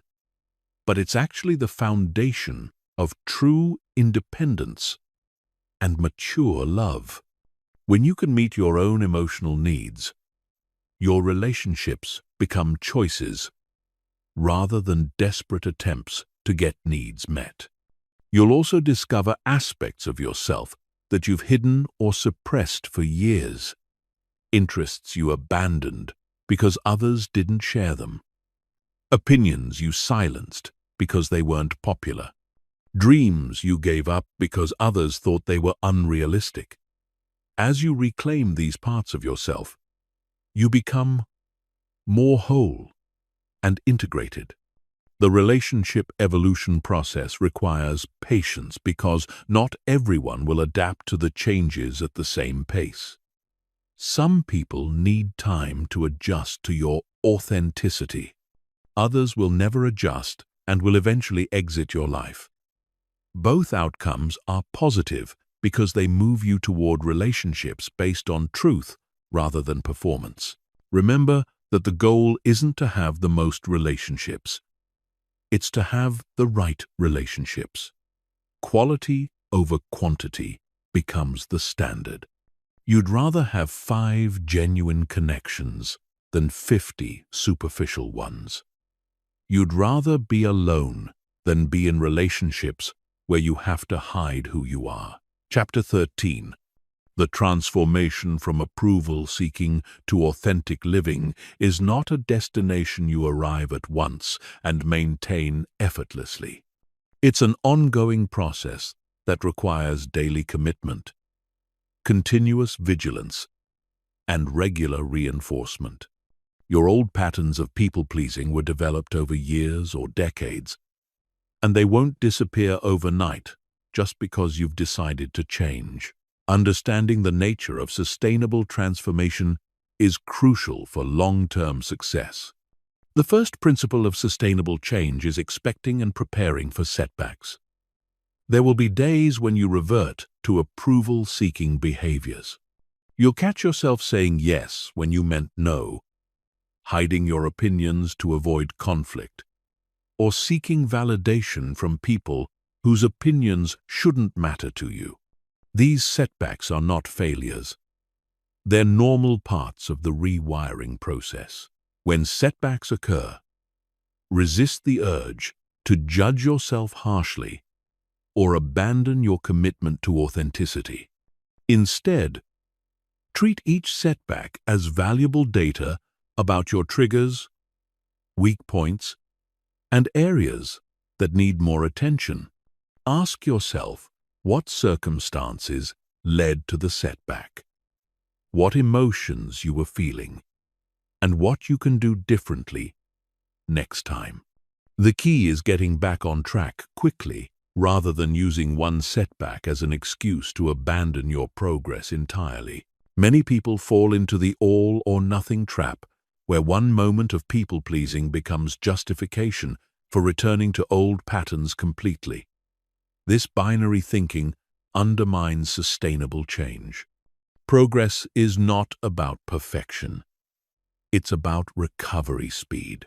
The second principle is building systematic accountability. Sustainable transformation requires external support systems and internal monitoring mechanisms that help you stay committed to authenticity even when it's challenging. This accountability can take many forms, but it must be consistent and honest. Consider working with a therapist, coach, or mentor who understands the importance of authentic living and can help you navigate challenging situations. Join groups or communities of people who are also committed to personal growth and authenticity. These connections provide both support during difficult moments and inspiration from others who are successfully living authentically. Internal accountability involves regular self-assessment and reflection. Set aside time weekly to evaluate your authenticity levels across different areas of your life. Where are you consistently authentic? Where do you still struggle with people-pleasing? What patterns are emerging?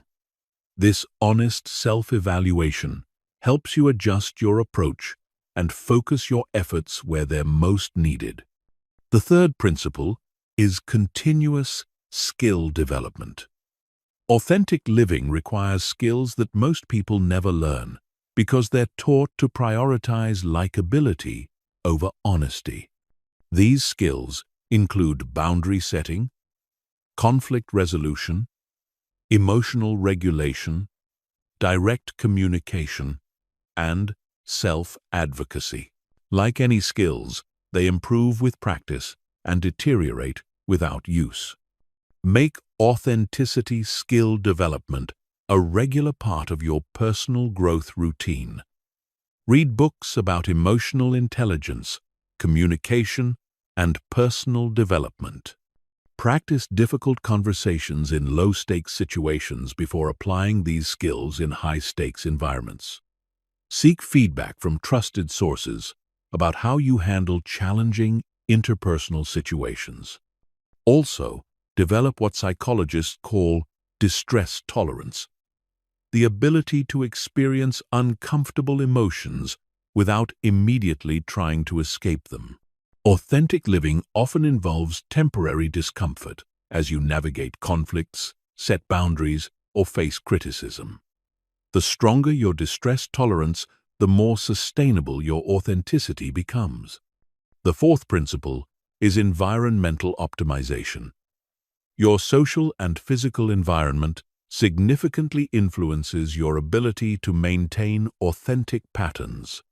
If you're constantly surrounded by people who expect you to please, maintaining authenticity becomes an uphill battle. If your environment supports and rewards authentic behavior, maintaining it becomes natural.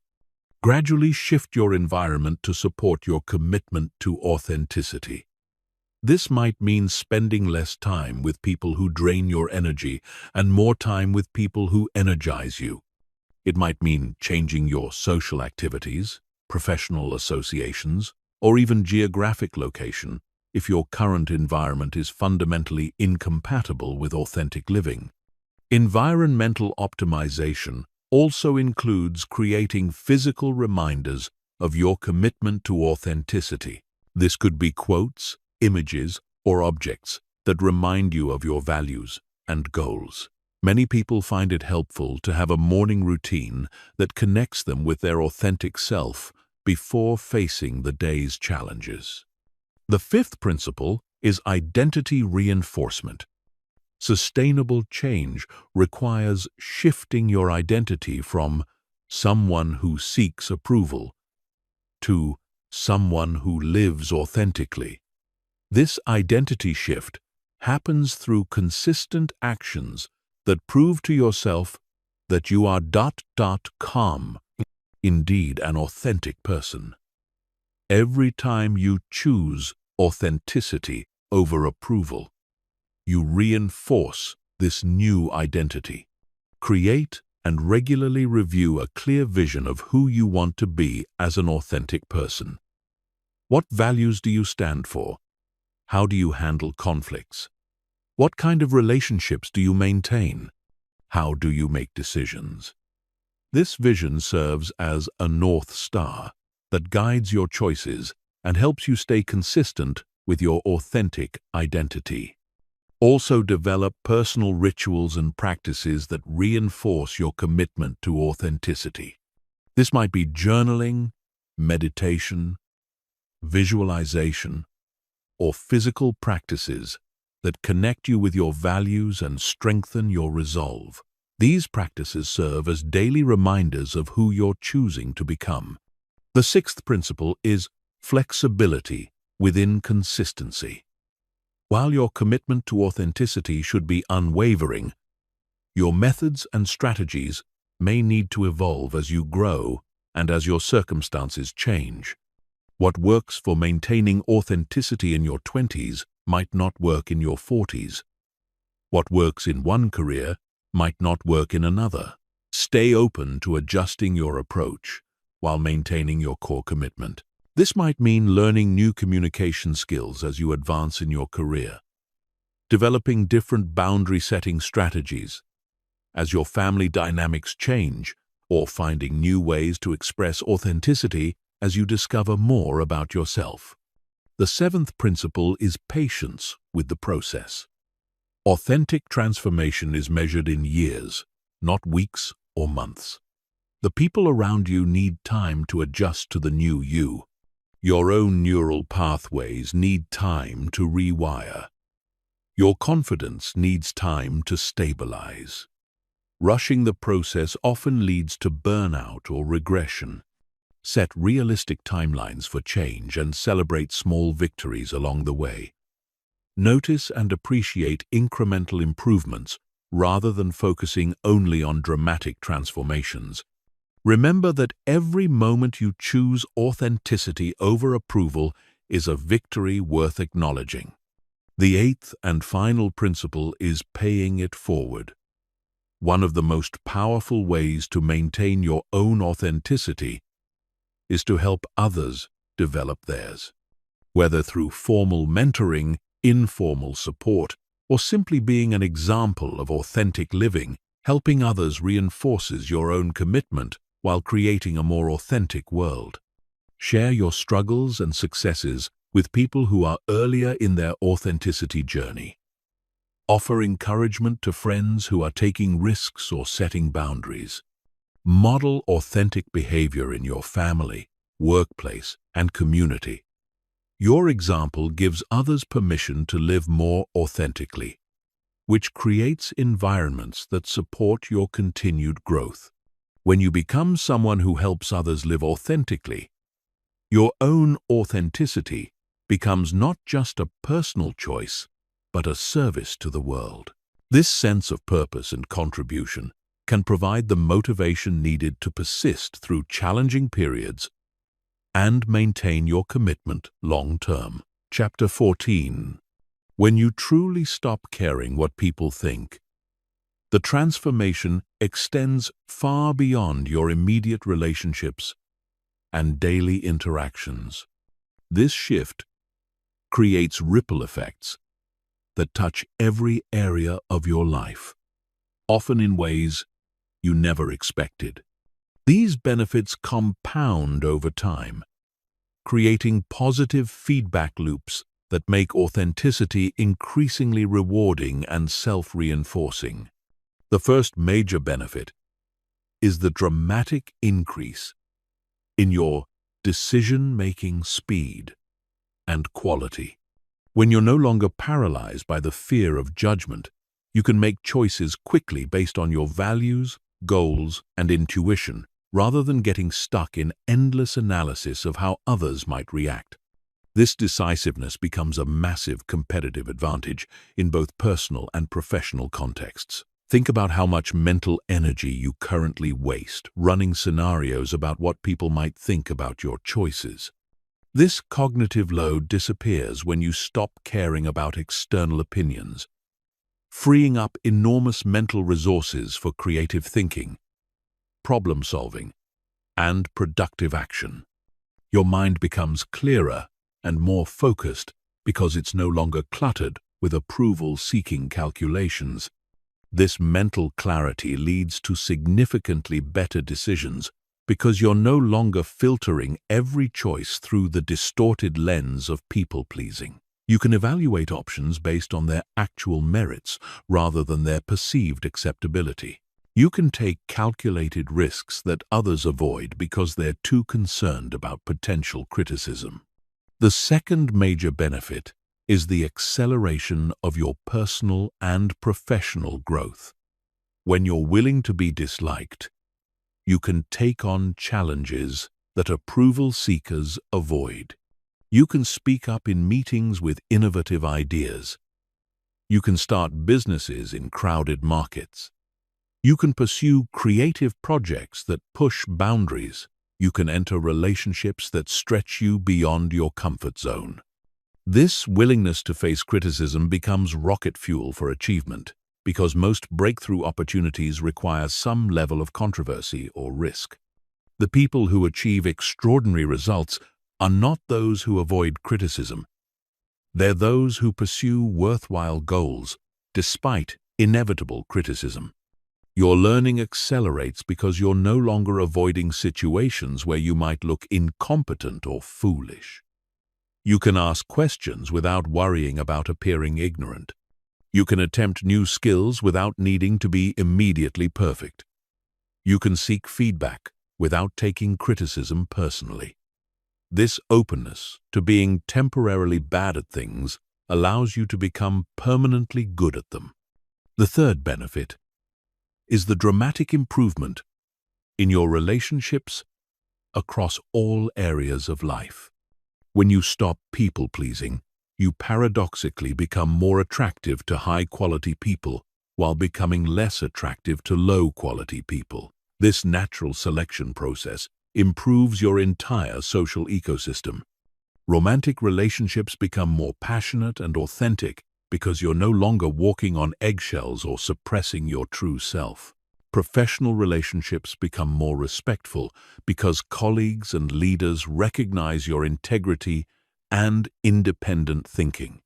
Friendships become deeper because they're based on genuine connection rather than mutual people-pleasing.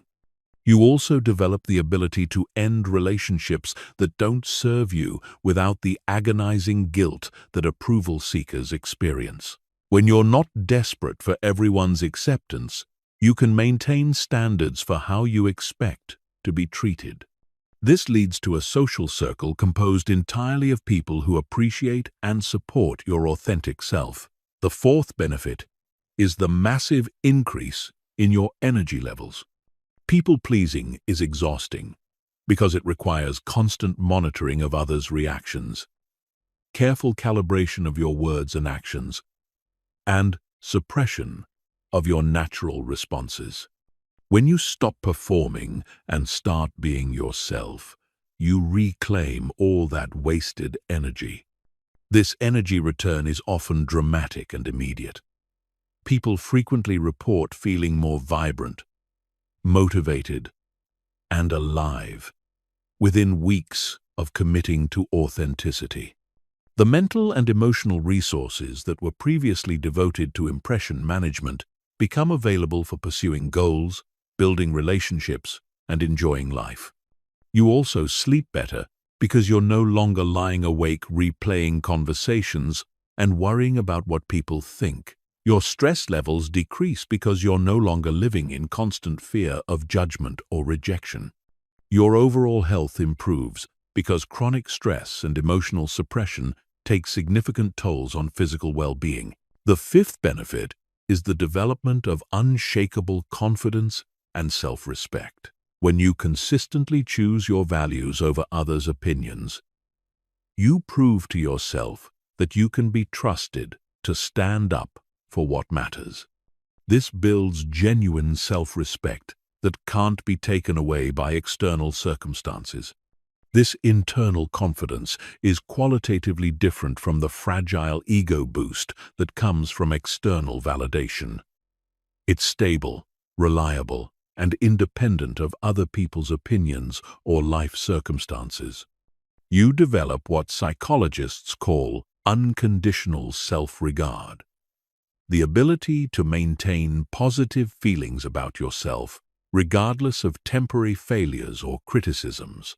This confidence becomes magnetic, attracting opportunities and people who are drawn to your self-assurance and authenticity. Leaders, romantic partners, and collaborators are naturally attracted to people who know their own worth and live from their own center rather than seeking constant validation. The sixth benefit is the discovery of your true potential and authentic interests. When you're people-pleasing, you often suppress talents, interests, and aspects of your personality that don't fit others' expectations. When you stop caring what people think, you can explore these hidden parts of yourself and discover capabilities you never knew you had. Many people discover artistic talents they buried because someone criticized their early attempts. Others uncover entrepreneurial abilities they suppressed because family members valued security over risk-taking. Still, others rediscover intellectual curiosity they abandoned because peers made fun of their interests. This self-discovery process often leads to career changes, new hobbies, different friend groups, and completely unexpected life directions. You might find yourself pursuing opportunities that the approval-seeking version of you never would have considered, often with remarkable success because they align with your authentic nature. The seventh benefit is the positive impact you have on others, especially those who are still trapped in approval-seeking patterns. When you live authentically, you give others permission to do the same. Your example becomes a beacon of possibility for people who are afraid to be themselves. This influence often extends to your children, who learn from your example that they don't need to sacrifice their authenticity for acceptance. Your colleagues see that it's possible to be successful while maintaining integrity. Your friends observe that genuine happiness comes from being true to yourself rather than pleasing others. The ripple effects can be profound and far-reaching. People who are inspired by your authenticity go on to inspire others, creating expanding circles of authentic living that contribute to a more honest and courageous culture overall. The eighth, and perhaps most significant benefit, is the alignment between your external life and internal truth. When you stop performing for others, your life begins to reflect who you actually are, rather than who you think you should be. This alignment creates a sense of integration and wholeness that is the foundation of genuine happiness. You wake up excited about your days because you're living your values rather than sacrificing them. You feel proud of your choices because they reflect your authentic desires rather than others' expectations.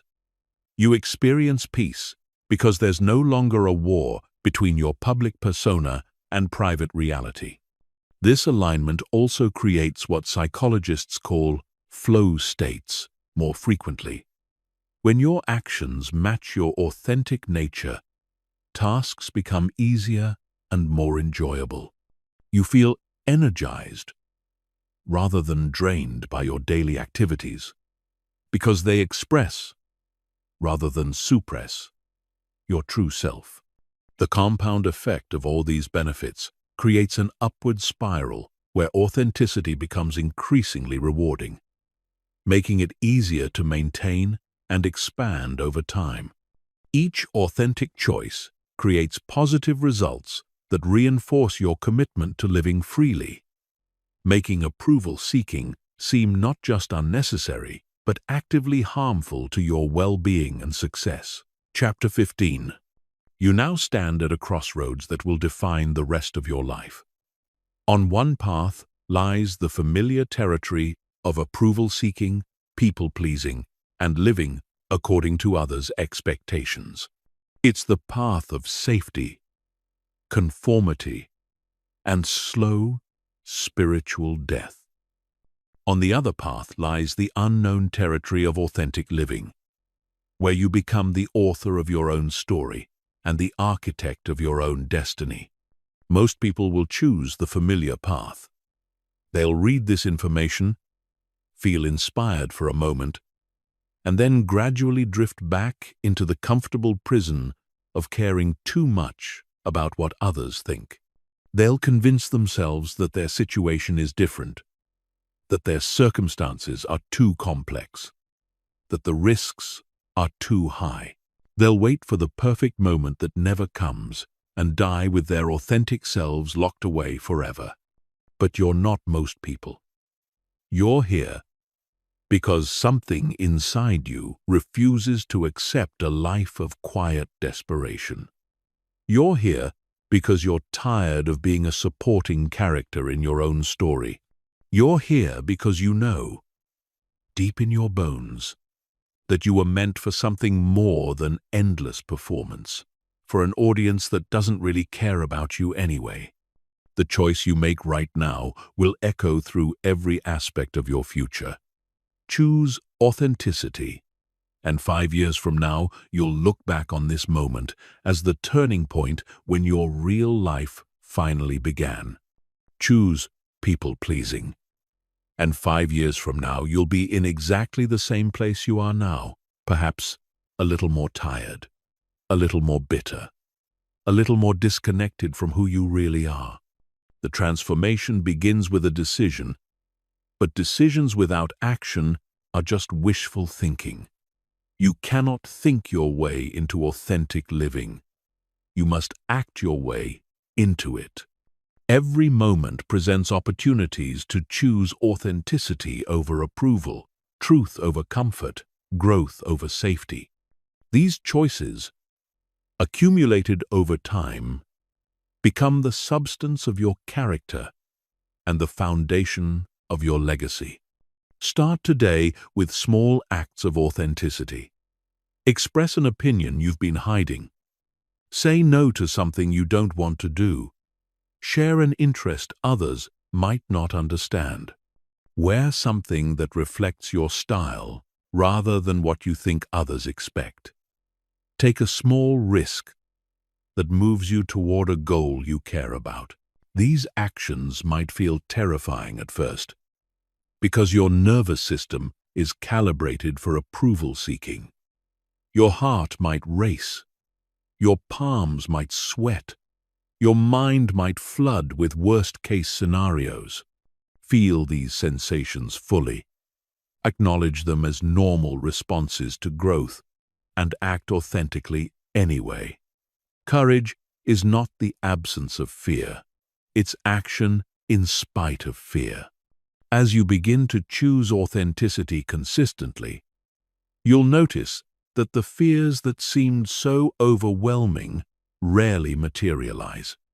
People generally respond better to authenticity than your anxiety predicts.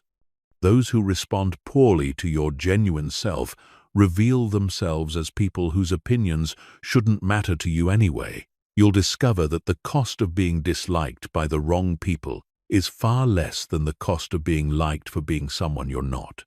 The process requires patience because neural rewiring takes time. Your brain has been practicing approval-seeking patterns for years or decades, and these pathways won't disappear overnight. But every authentic choice strengthens new neural pathways while weakening old ones. Every time you choose your values over others' opinions, you become more of who you're meant to be. You'll face resistance, not just from your own conditioning, but from people in your life who benefit from your people-pleasing behavior. Family members who enjoyed having someone who never challenged them. Friends who liked having a companion who always accommodated their preferences. Colleagues who appreciated working with someone who never rocked the boat. Some of these people will adjust to your authenticity and respect you more for it. Others will reveal that they were never really in relationship with you. They were in relationship with your usefulness to them. Let them go. The space they leave in your life will be filled by people who appreciate your authentic self. People who value honesty over agreeability. People who want to know the real you, rather than a performed version. These relationships will be deeper, more satisfying, and more energizing than the superficial connections based on people-pleasing. Remember that authenticity is not about being perfect or having it all figured out. It's about being real, being honest about your struggles as well as your strengths, your questions as well as your convictions. Vulnerability is not weakness. It's the courage to be seen as you are, rather than as you think you should be. The world needs your authentic contribution. There are problems that need your unique perspective, innovations that require your particular combination of skills and experiences, relationships that need your specific way of caring. But none of this can emerge while you're hiding behind a mask of acceptability. Every great achievement in human history came from people who cared more about their vision than about universal approval. Every scientific breakthrough, artistic masterpiece, and social advancement was created by individuals who were willing to be criticized, misunderstood, and initially rejected by those who preferred the status quo. You have the same choice they had: safety or significance, acceptance or achievement, conformity or contribution. The path of authenticity is not easier than the path of people-pleasing, but it's infinitely more rewarding. It's the difference between existing and living, between surviving and thriving, between being a copy of someone else and being an original version of yourself. The time for preparation is over. The time for excuses has ended. The time for transformation is now. Not when you feel ready. Not when circumstances are perfect. Not when you've overcome all your fears.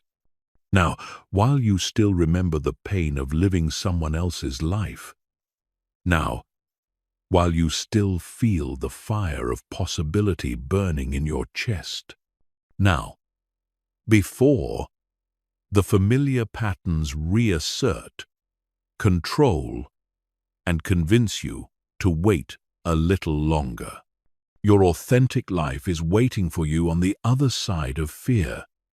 Your real relationships are waiting for you on the other side of people-pleasing. Your true potential is waiting for you on the other side of caring what others think. The only question that remains is, are you ready to stop living for everyone else and start living for yourself? The answer to that question will determine everything else.